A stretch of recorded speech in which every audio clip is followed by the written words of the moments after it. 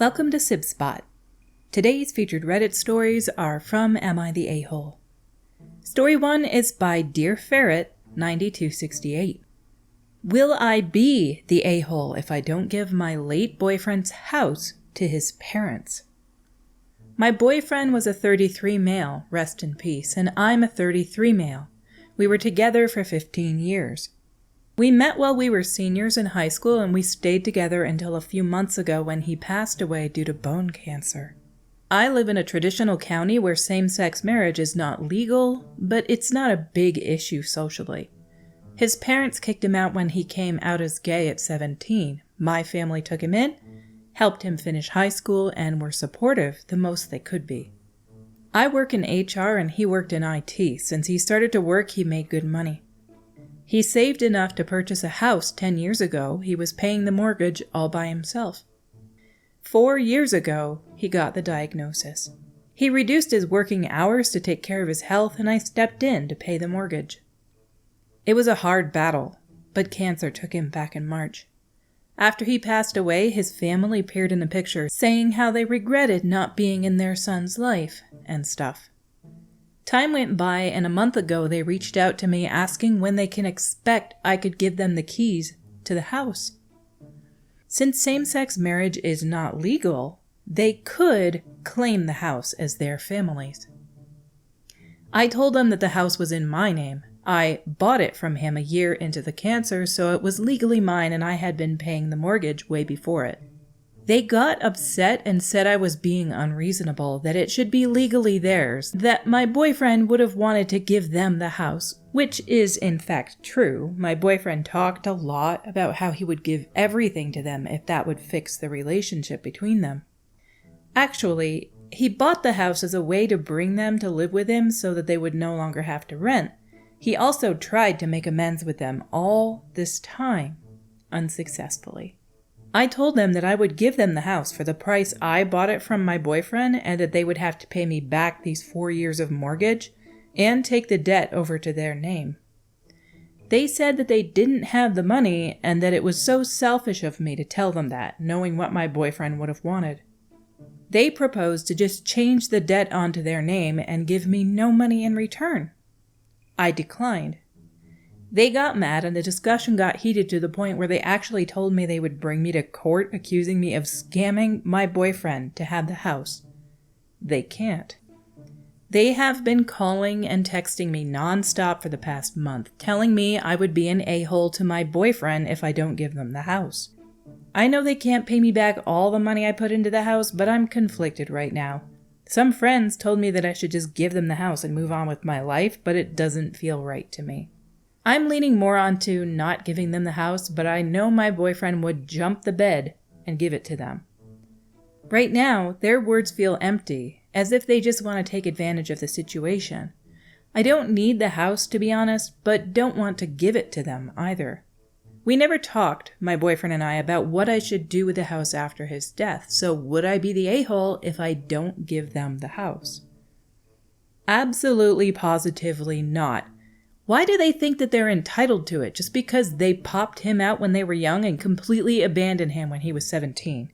Because they didn't like the way he is. And to call you selfish when they're being the selfish ones, they just want the house. They just want the house. Your boyfriend said he tried to reconcile with them many times and failed while he was alive. But now that he's gone, they see a potential windfall. They see a potential place to live without having to pay. And now that he's gone, they don't have to deal with him anymore.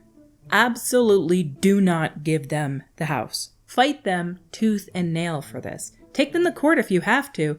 There was no will, so there was no legal responsibility for them to receive the house after he was gone, even if he would have given it to them if he were still alive. Nothing in writing, and they sound super awful. When can I expect to have the keys? Oh, that right there, them saying it that way. When can we expect to have the keys to the house? It actually boils my blood quite a lot. These people are leeches. You owe them nothing. Your boyfriend at this point owes them nothing either. They're not family anymore. Down in the comments, Things with Strings said it best, and I completely agree with him. They quoted the OP.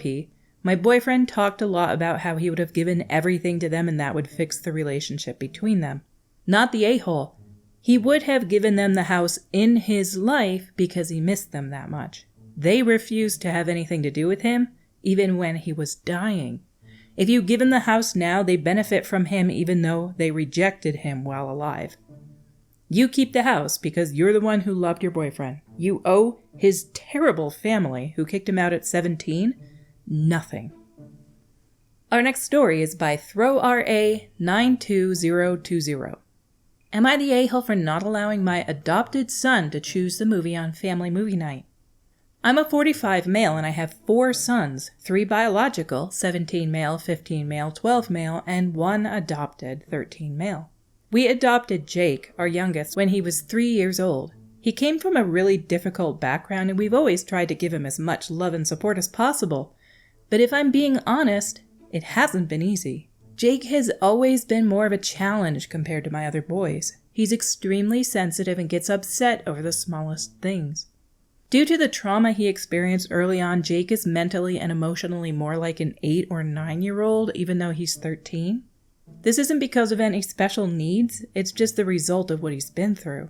When he was younger, he struggled a lot in school to the point where he was eventually expelled from his primary school for behavioral issues. It was a really tough time for our family. We ended up enrolling him in SEMH, Social, Emotional, and Mental Health School, which costs around £70,000 per year. While the school has helped him somewhat, Jake still causes a lot of problems.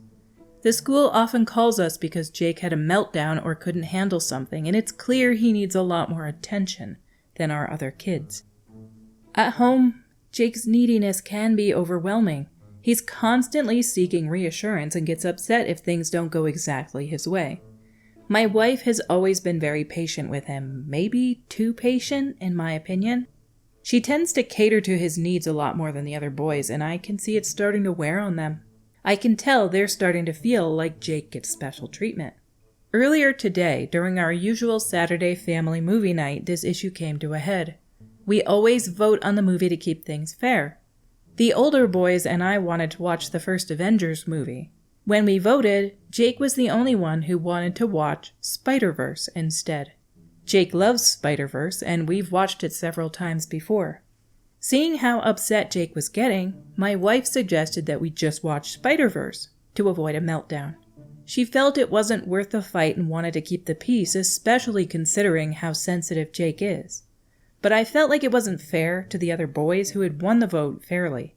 I said no, we're sticking to the movie that won the vote. Jake, predictably, got really upset, stormed off to his room, and refused to come back downstairs. After the movie, my wife and I had a huge argument. She said I was being too harsh and that I don't understand how difficult things are for Jake because of his past. She thinks I should have just let him have his way to avoid the conflict, but I'm tired of walking on eggshells and constantly giving in to Jake at the expense of the other boys. I don't think it's right to let Jake dictate everything because he's more sensitive. Am I the a-hole for not letting my adopted son choose the movie on family movie night, even though it upset him and led to a huge argument with my wife?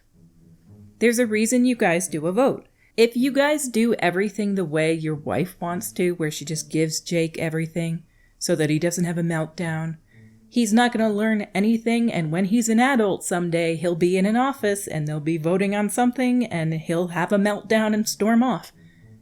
He needs to learn early, no matter how sensitive he is. Absolutely do not change. You're not an a-hole for laying the law here. He has to grow up.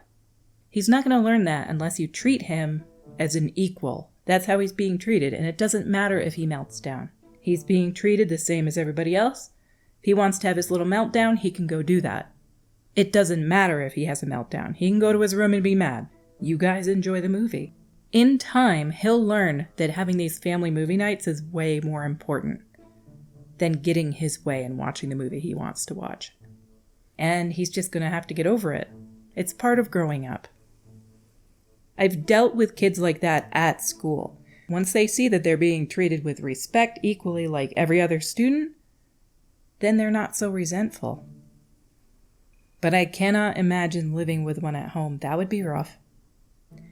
Down in the comments by Collie the Blaze, I know you've got him enrolled in the fancy private school, but are you guys working with a family therapist? Because if not, it sounds like you really need one. You've got to figure out a way to support Jake while helping him learn to tolerate frustration and not getting his way. If he doesn't learn that, he's going to have a terribly lonely, limited life. It sounds like you aren't working with a therapist yet, which means that between you and your wife, everyone sucks here.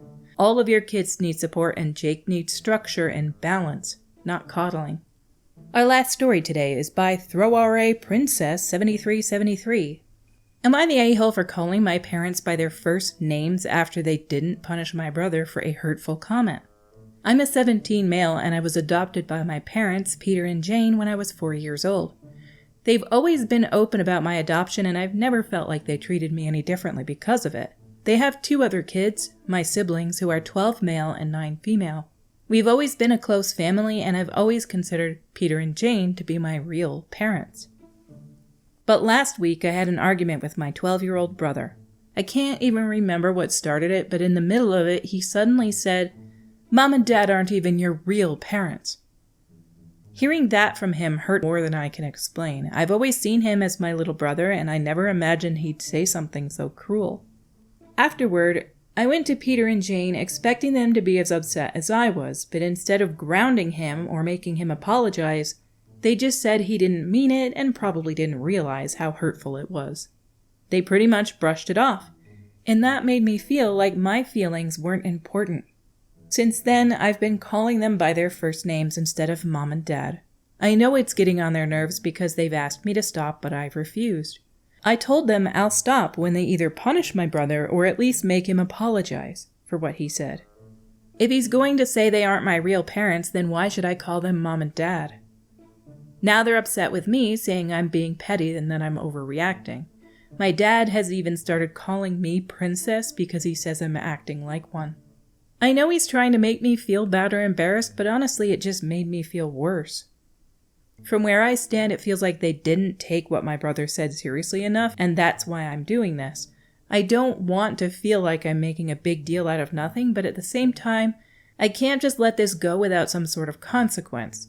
What my brother said really hurt me, and I need them to understand that. Am I the a-hole? In this case, I would go to either your parents or your brother and say, let's define real.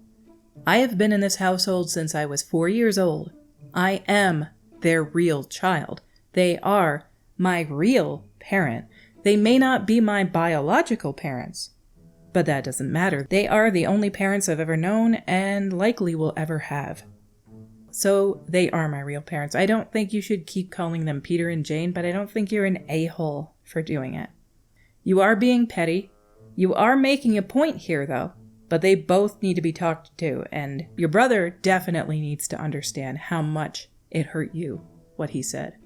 And your adoptive dad here definitely should not be trying to antagonize you by calling you Princess. Make sure you approach it with a really stern tone and say, that's actually really hurtful. And I was really hurt by what my brother said.